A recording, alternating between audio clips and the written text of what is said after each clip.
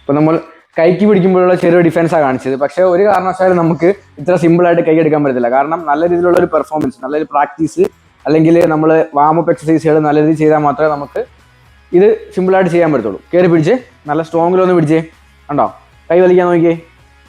കണ്ടോ, വലിക്കാൻ പറ്റില്ല, ഒരു കാരണവശാലും നമുക്ക് വലിക്കാൻ പറ്റില്ല. അപ്പം ബിഗിനേഴ്സ് സിമ്പിളായിട്ട് നമുക്ക് കൈക്ക് പിടിക്കുമ്പോൾ കണ്ടോ, നമ്മുടെ കൈയുടെ നല്ല ബലത്ത് പിടിച്ചു, നമ്മുടെ കൈയുടെ ചെയ്ത് വെച്ചുണ്ടോ, ജസ്റ്റ് തട്ടുക. കണ്ടോ, ഒന്നാമത്തേത്.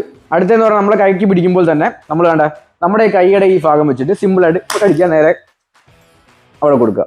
മനസ്സിലായോ?